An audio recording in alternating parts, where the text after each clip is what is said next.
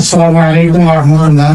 রাজধানীর মিরপুরে আয়োজিত এক অনুষ্ঠানে দেশের রাজনৈতিক ও কূটনৈতিক অঙ্গনে নতুন করে আলোচনা তৈরি করেছেন জামায়াতে ইসলামীর আমির ডাক্তার শফিকুর রহমান।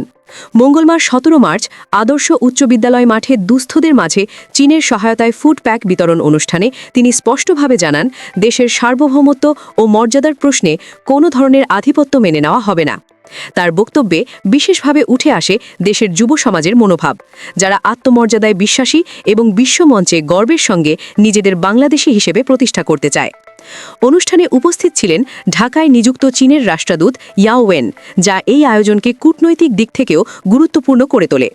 বক্তৃতায় ডক্টর শফিকুর রহমান বলেন, বাংলাদেশ ও চীনের সম্পর্ক দীর্ঘদিনের, যা ১৯৭৫ সালে চীনের স্বীকৃতির মাধ্যমে আনুষ্ঠানিক রূপ পায়।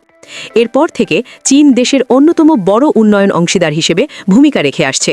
তিনি আরও অভিযোগ করেন, কিছু দেশ বাংলাদেশ থেকে সুবিধা নিলেও নানা সময়ে অভ্যন্তরীণ বিষয়ে হস্তক্ষেপ করে থাকে, যেখানে চীন ব্যতিক্রম হিসেবে বন্ধুত্বপূর্ণ আচরণ বজায় রেখেছে। তার ভাষায়, চীন সব সময় সহযোগিতার হাত বাড়িয়ে দিয়েছে এবং ভবিষ্যতেও বাংলাদেশের উন্নয়নে আরও সক্রিয় ভূমিকা রাখবে বলে প্রত্যাশা করা হচ্ছে। ফুড ব্যাগ বিতরণ প্রসঙ্গে তিনি বলেন, এটি সম্পূর্ণভাবে চীনের অর্থায়নে দেওয়া উপহার, যেখানে বাংলাদেশের কোনো আর্থিক অংশগ্রহণ নেই।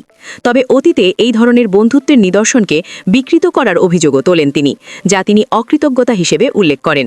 অন্যদিকে রাষ্ট্রদূত ইয়াও ওয়েন তার বক্তব্যে বলেন, আসন্ন ঈদ উল ফিতরকে কেন্দ্র করে এই সহায়তা কার্যক্রম পরিচালিত হয়েছে, যা ভালোবাসা, কৃতজ্ঞতা এবং আনন্দ ভাগাভাগির প্রতীক।